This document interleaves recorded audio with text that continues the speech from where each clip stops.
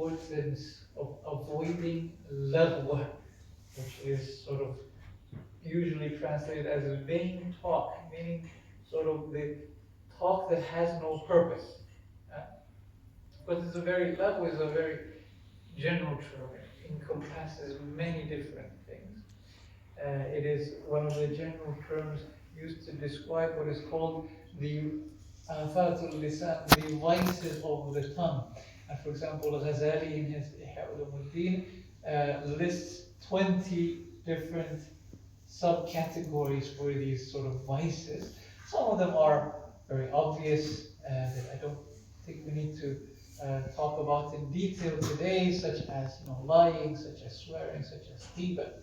I hope these are familiar. Maybe for the young audience. So ghiba means, for example, that I talk about someone things which they don't want me to say to others. Yeah? So it's not just talking about someone's sins or accusing them falsely, etc. Ghiba is a wider term than that. Anything that I say about someone else that they don't want to be said, they don't want me to talk about that thing, that is ghiba.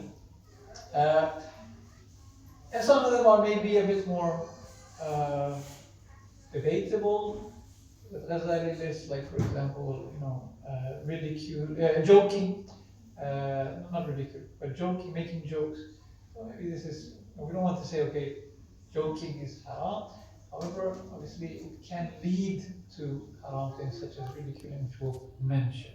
Anyways, let's start with the first one that we want to mention, which is talking about things which are not relevant to me. Yeah? What is called al-khawdu fil batil is to go into, sorry, not al-khawdu fil batil, to talk about things which are do not relate to me, which is, I have no business talking about that thing. I have no business talking about that thing. Yeah? It's nothing to do with me, so I should avoid this sort of talk. Yeah? We don't mean here, for example, ghiba, but more perhaps the ghiba in the sense of spying, that talking about the private life of someone. Yeah? So not ghiba in the sense that I talk about someone else's sin or I talk bad about them, but just talk about their private affairs that you don't want other people to know. Where they went, what they did, etc. If it is not relevant to me, relevant to someone else, why should I talk about that? Yeah? This can also include what is called al-fudulu fil kalam, is to talk more than necessary about something. To explain that in an example, suppose a couple come to the mosque to talk with the imam of the mosque, and they have marriage conflict and they want to solve that. Yeah? For the sake of solving that conflict, they are allowed to talk about the issues that they're facing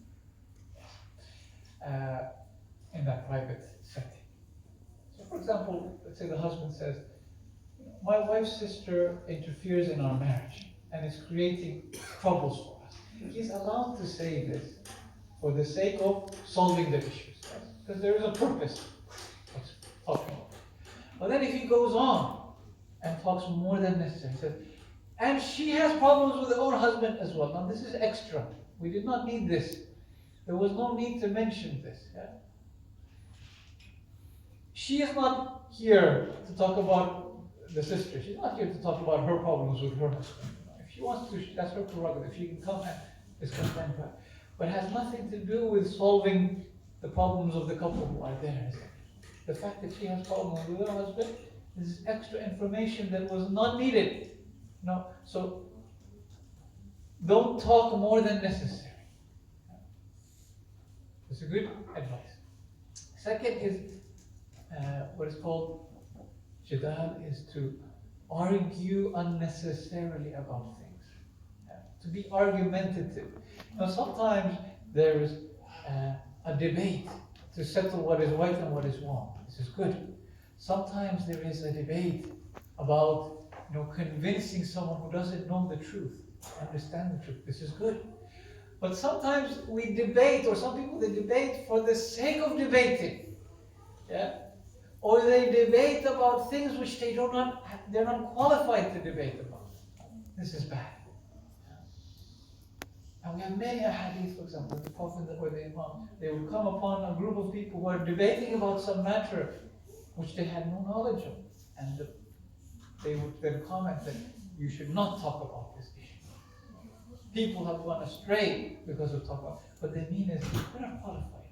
If someone, he barely knows 3 surahs from the Quran, he's never read any book about Islam, and now he starts debating some difficult topic about, Qada al-Qadar of Allah subhanahu wa ta'ala or something like that. You're not qualified to work. You're only exchanging baseless opinions, which will lead yourself and the other person astray, and anyone who might be listening. So avoiding debate that is unnecessary. And in the Quran, Allah constantly describes jidal as one of the attributes of the kuffar. And they are the ones who have this sort of tendencies, that they debate without knowledge, that they challenge the prophets without any evidence.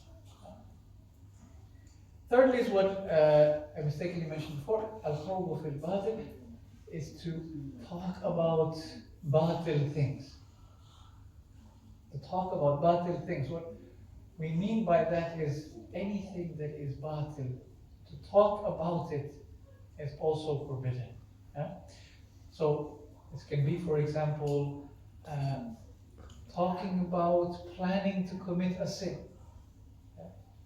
So if I sit with someone, I say, hey, let's do this weekend, let's go there and let's, drink alcohol, or let's do this and that. Even talking about it is a sin. I should not be engaging in this as a Muslim. Yeah? Something I mentioned before as well. Talking about sins that I have committed in the past myself. Advertising my own sins. When is this forbidden? There's no need. Oh yeah, when I was young I used to do this and that, and alhamdulillah I repented. Brother, there's no need to talk about this. You're encouraging others, God forbid, by doing this to commit sins. Maybe someone who's young who's listening, oh well, he did it when he was young and then he repented. I'll do the same. You're humiliating yourself in front of other Muslims. Should not be humiliated and should not humiliate yourself. To talk about sins that others have committed. Now, we don't mean by this the obvious ghibah, which is not allowed, obviously. Or we don't mean by this talking about, the sins of tyrants and people like that, which we're allowed to talk about. Sometimes we must talk about it. Yeah? Now, it's not haram to say, oh, Yazid did this and that. No. We should talk about the sins of people like that, to make it known their character. Yeah? No, by this we mean that talking about in detail what the ulama call the majalisul fustaq, the gatherings of depravity, where people who have no morals, they gather and they do immoral things. And then to talk about those in detail, this is forbidden. Because this will create it can create, or it can, inspire shahwa in someone, and desire in someone to go after something like this. Oh, I wish I was taking part in that. Oh yeah, my neighbor, he has party every weekend, he does these things and that things and like this and that. Maybe someone thinks, oh, I should go there. Or in the disco, the Finnish people, they do this and they do that. There's no need to describe in detail such matters. Yeah. This can include things like talking about the extravagant lifestyle of the non-believers, or even, immoral Muslims. This should be avoided. Talk about, these rich people, these billionaires or these kings, they live like this and they have parties like that and they do these things and their houses like this, and this is one of the dangers of social media is, when young people, they sit and they look at his car, look at his house and the holiday they went to and this and that, and it creates this hubb dunya, this love for the dunya in the heart of people, and they start desiring these things. So talking about these sort of things, unless it is for a purpose, is also something that should be avoided. Yeah. Part of talking about batil things is something that is also mentioned in the Tawdih al-Masail, in the Risala of the Maraja, is to describe a Muslim woman's appearance to an ajnabi, sort of someone who's not her relative. Yeah? So, for example, a husband asks his wife, "Honey, where did you go today?" And she said, "I went to the hairdresser. I went to the salon." That's fine. Husband is allowed to ask his wife where she went. Yeah. But if you ask her, "Where did you go?" and she says, "Yeah, I went to the salon. I went with Zahra, and she dyed her hair blonde." There's no need for this information. Your husband does not need to know the color of the hair of Zahra. Yeah? Or to describe, a Muslim woman's appearance or body or something to another person. This is not allowed. It's mentioned in Surah Al-Masah as well. Yeah? It's also mentioned there that if a woman is known to do such a thing, she's known to describe the appearance of a Muslim woman to others, the Muslim woman should wear hijab in front of her. She should wear hijab in front of such a woman.